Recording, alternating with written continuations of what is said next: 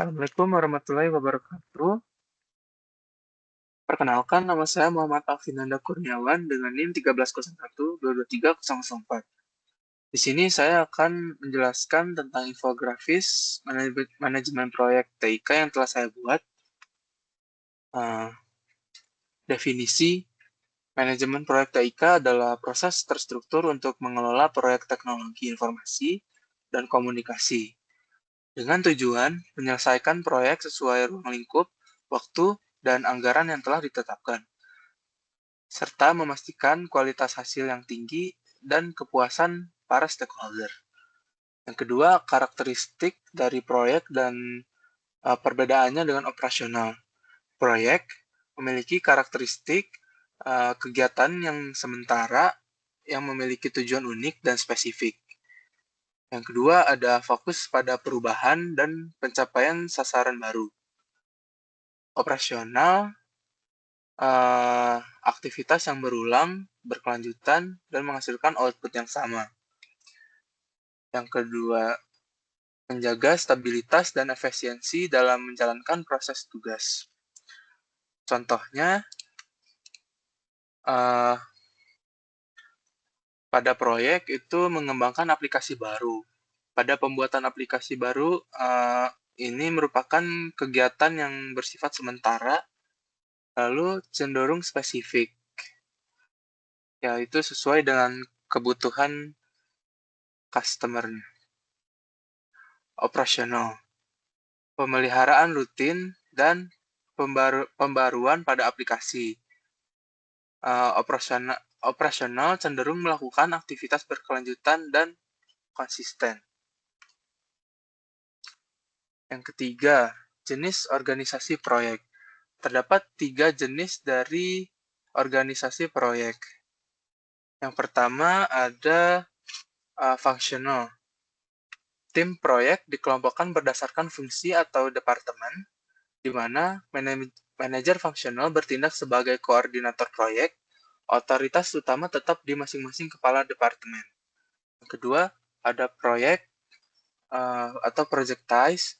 Tim dibentuk khusus untuk mengerjakan proyek, di mana manajer proyek memimpin langsung dengan otoritas penuh atas tim dan sumber daya, karena struktur organisasi berpusat pada proyek.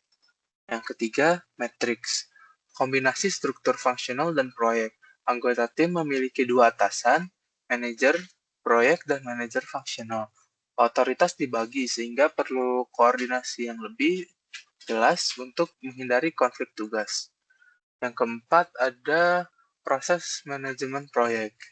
Proses manajemen proyek ini dibagi menjadi 5. Yang pertama ada inisiasi, yaitu proyek awalan yang berupa tujuan, cakupan, dan kelayakan proyek.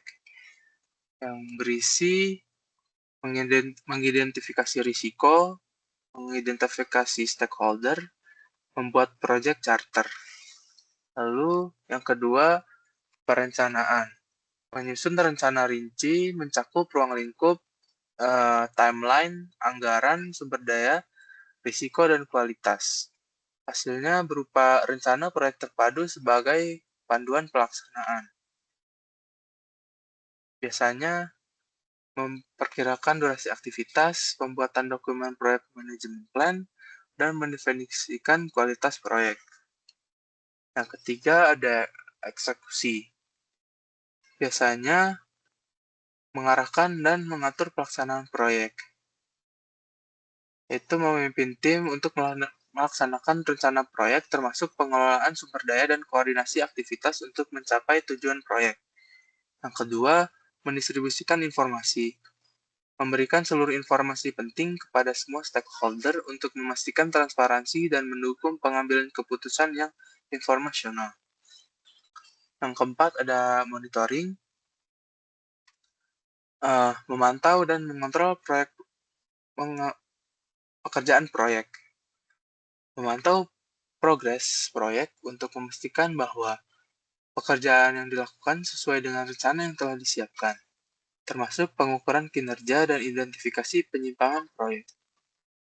Lalu, mengontrol ruang lingkup, memastikan bahwa semua pekerjaan yang diperlukan saja yang dilakukan dalam proyek untuk mencegah perubahan yang tidak terkendali. Lalu, selanjutnya mengontrol jadwal, memantau jadwal proyek dan mengambil tindakan jika terjadi penyimpangan sehingga dapat memastikan proyek dapat selesai tepat waktu. Dan terakhir ada penutupan.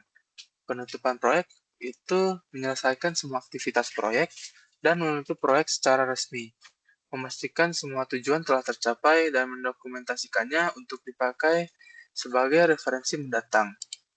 Yang kelima, sertifikasi yang bisa diambil ada PMP, Project Management Professional, sertifikasi manajemen internasional dari PMI, CAPM, Certified Associate in Project Management, sertifikasi level dasar dari PMI di manajemen proyek. Prince 2, Project in Control Environment, sertifikasi metodologi proyek yang berbasis proses. CSM, Certified Scrum Master, sertifikasi Scrum dari Scrum Alliance yang memvalidasi kemampuan mengelola proyek dengan kerangka kerja Scrum. Dan lalu yang terakhir ada tools dalam manajemen proyek. Yang pertama ada Trello, yaitu aplikasi manajemen proyek berbasis papan Kanban untuk visualisasi tugas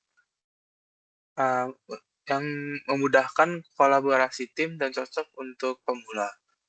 Yang kedua ada Asana, platform manajemen tugas dan proyek yang membantu tim merencanakan, mengorganisir, dan melacak pekerjaan dari awal hingga selesai, mendukung kolaborasi antar anggota tim dan pelacakan progres secara real-time.